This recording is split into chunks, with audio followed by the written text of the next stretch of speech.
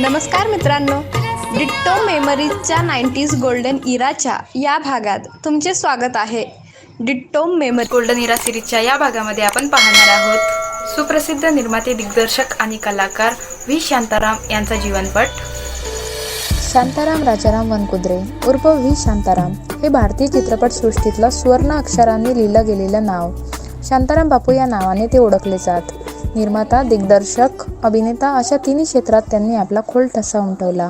दिग्दर्शक म्हणून अनेक नवीन संकल्पना त्यांनी पहिल्यांदा भारतीय चित्रपटसृष्टीत वापरल्या. जवळजवळ 6 दशक ते चित्रपटसृष्टीत कार्यरत होते. शांताराम बापूंचा जन्म 18 नोव्हेंबर 1901 साली कोल्हापूर येथील एका सुखवस्तू घरात झाला. त्यांनी काही काळ कोल्हापूरच्या रेल्वे कारखान्यात सुद्धा नोकरी केली, परंतु तिथे त्यांचे मन रमले नाही. त्यांच्या कारकिर्दीला सुरुवात झाली ती कोल्हापुरातील बाबूराव पेंटर यांच्या मालकीच्या महाराष्ट्र फिल्म कंपनीपासून. कंपनी मिळेल ते काम करता करता 1921 साली निर्माण झालेल्या सुरेखा हरण या मुखपटात त्यांनी छोटीशी भूमिका केली. इथून त्यांची घोडदौड सुरू झाली. चित्रपट निर्मितीचं मर्म आत्मसात करीत ते भराभर पुढे जात राहिले. सिंहगड चित्रपटात त्यांनी छोटीशी भूमिका केली. 1925 साली निर्माण झालेल्या सावकारी पाश या सामाजिक चित्रपटात त्यांनी एका तरुण शेतकऱ्याची भूमिका केली आणि दिवसेंदिवस त्यांच्यातील कला वृद्धिंगत होत गेली. आणि त्यांनी 1927 साली साकारला छत्रपती शिवाजी महाराजांचा सेनापती नेताजी पालकर यांच्या आयुष्यावरील ऐतिहासिक मुखपट नेताजी पालकर. हा पहिलाच मुखपट त्यांनी दिग्दर्शित केला. या सिनेमाच्या यशामुळे महाराष्ट्र फिल्म कंपनी बुडता बुडता वाचली. बाबूराव पेंटर यांच्याकडे 9 वर्ष नोकरी केल्यानंतर त्यांनी श्री दामले, श्री फत्तेलाल, श्री धायबर आणि श्री कुलकर्णी यांच्या भागीदारीत कोल्हापुरात प्रभात फिल्मची स्थापना केली.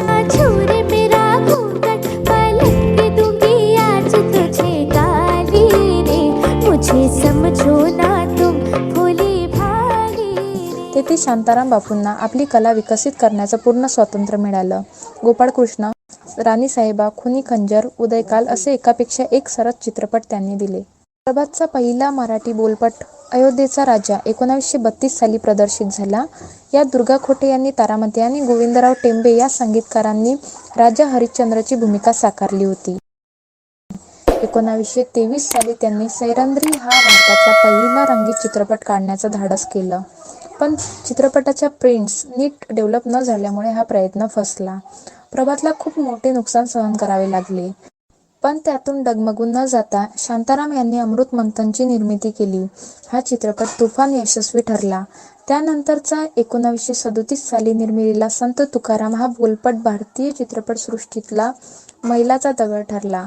भारतात, विशेषतः महाराष्ट्रात हा चित्रपट धो चालला. त्याची कीर्ती 7 समुद्रापार गेली. वेनिस चित्रपट महोत्सवात हा चित्रपट दाखविण्यात आला. भारताबाहेर दाखविला गेलेला हा पहिला भारतीय चित्रपट होता. प्रभात फिल्मचा विस्तार करण्यासाठी 4ही मालकांनी पुण्यात जागा घेतली आणि तिथे भव्य अशा अत्याधुनिक प्रभात स्टुडिओची स्थापना करण्यात आली. त्यामुळे प्रभातच्या चित्रपट निर्मितीला आधुनिक रूप प्राप्त झालं. एकीकडे पौराणिक चित्रपट बनवित असतानाच शांताराम बापूंनी अनेक उत्तमोत्तम सामाजिक चित्रपटांचीही निर्मिती केली. जरट विवाहावर टीका करणारा कुंकू, वेश्येच्या पुनर्जीवनावर भाष्य करणारा माणूस आणि हिंदू-मुस्लिम दंग्याच्या पार्श्वभूमीवर मैत्रीचा संदेश देणारा शेजारी हे सामाजिक चित्रपट अफाट गाजले. प्रभातचा माणूस हा सिनेमा चार्ली चॅप्लिन यांनी सुद्धा पाहिला. त्यांनी व्ही शांताराम यांचे खूप कौतुक केले. शांताराम बापूंनी 1942 साली प्रभात फिल्म कंपनी सोडली. त्यांनी मुंबईत येऊन राजकमल कला मंदिर स्वतःच्या संस्थेची स्थापना केली. राजकमल हे नाव त्यांच्या वडिलांचे राज आणि आईचे कमल यांच्यावरून प्रेरित होते. राजकमलच्या माध्यमातूनही त्यांनी दर्जेदार चित्रपटांची मालिका सुरू ठेवली. शांताराम यांनी राजकमलमध्ये कवी कालिदासाच्या प्रसिद्ध रचनेवर आधारित शकुंतला हा अमेरिकेत प्रदर्शित होणारा पहिला भारतीय सिनेमा बनवला. राजकमलच्या 1946 साली डॉ. कोटणीसांच्या जीवनावर आधारित डॉ. कोटणीस की अमर कहाणी, 1951 सालचा होनाजी बाळांचा अमर भूपाळी, उत्तम नृत्य असलेला 1955 सालचा रंगीत जनक जनक पायलबाजे, कैद्यांनी प्रेमाने वागविण्याचा संदेश देणारा 1957चा दो आके 12 हात आणि एका कवीच्या मनोराज्याचा वेध घेणारा 1959चा नवरंग हे चित्रपट विशेष उल्लेखनीय ठरते. डॉक्टर खोटनीस आणि दो आखे या चित्रपटांमध्ये त्यांनी स्वतः नायकाची भूमिका केली होती.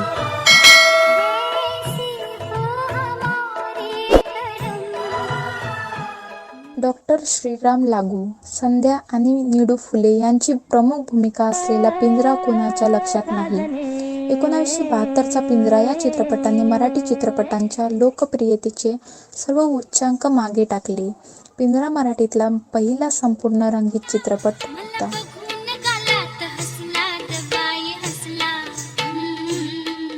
शांताराम बापूंना चित्रपट माध्यमाची भाषा उत्तमपणे अवगत होती. माध्यमावर त्यांची जबरदस्त पकड होती. शांताराम बापूंना अनेक राष्ट्रीय आणि आंतरराष्ट्रीय पुरस्कार प्राप्त झाले. महाराष्ट्राचं अष्टपैलू व्यक्तिमत्व असलेल्या आचार्य प्र. अंत्रेंनी शांताराम बापूंना चित्रपती ही पदवी दिली. चित्रपट माध्यमातील व्यक्तींना दिला जाणारा भारतीय चित्रपटसृष्टीतला सर्वात मोठा पुरस्कार दादासाहेब फाळके पुरस्कार 1985 साली शांताराम बापूंना प्रदान करण्यात आला. तर 1992 साली भारत सरकारने त्यांना पद्मविभूषण पुरस्कार देऊन सन्मानित केले. चित्रपटसाठीच्या विषयाची निवड, त्याचा आशय, कॅमेराचे तंत्र, संकलन या सर्व बाबतीत बापूंचे चित्रपट काळाच्या पुढे असत. चित्रपट हे कलेचा आणि मनोरंजनाचा माध्यम तर आहेच, पण यातून समाजाला योग्य तो संदेशही प्रभावीपणे देता येत होता, हे त्यांनी जाणले होते. संगीत हा शांतारामजींच्या सिनेमाचा प्राण होता. त्यांच्या सिनेमांचे संगीत आजही आपल्या ओठांवर आहे. त्यांच्या चित्रपटाचे संगीत करताना ते स्वतः त्यांच्या संगीतकारांना मदत करत असत.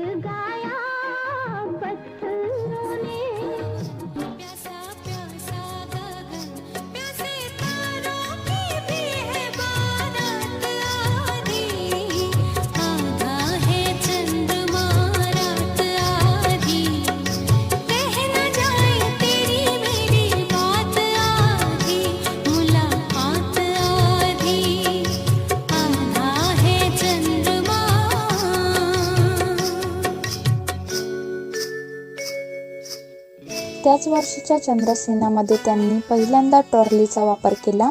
टेलिफोटो लेन्स वापरून दृश्य घेणारे ते पहिले दिग्दर्शक.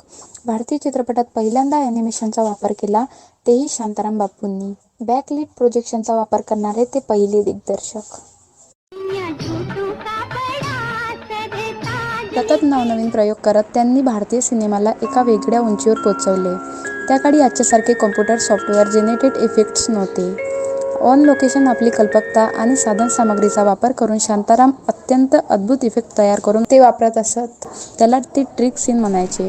देवी देवतांचे चमत्कार, शेजारीमधील धरण फुटणे, अमृत मंथनमधील शिरधळा वेगळे करणे, खलनायकाचे उलटे उड्या मारणे, संत तुकाराममधील वैकुंठ गमन, आपलेच दुसरे रूप आरशात पाहणारा आणि त्याच्याशी बोलणारा नायक, आगीचे रौद्ररूप, स्वप्नातील जग जसे वेगळे इफेक्ट्स आपल्या चतुराई व कलात्मक पद्धतीने चित्रित करून आपल्या सिनेमात वापरणारे एकमेव दिग्दर्शक म्हणजे व्ही. शांताराम.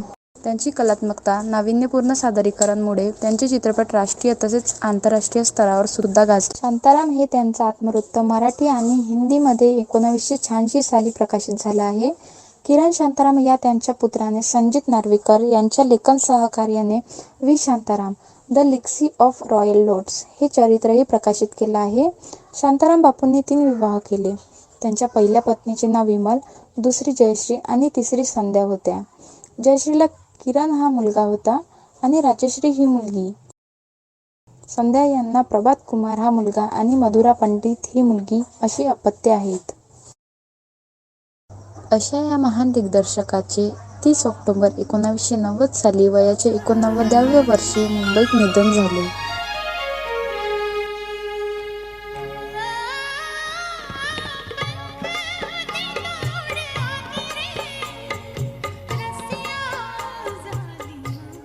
व्ही. शांताराम यांचा वारसा आता त्यांचे पुत्र किरण शांताराम चालवत आहेत. शांतारामजीच्या आठवणी मुंबईतील राजकमल कला मंदिर येथे त्यांनी आजही जपून ठेवल्या आहेत.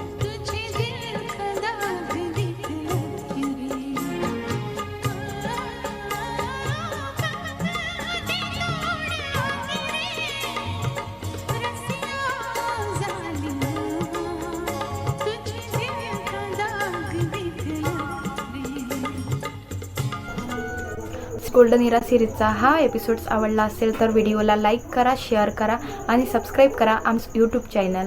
भेटूया पुढच्या भागात.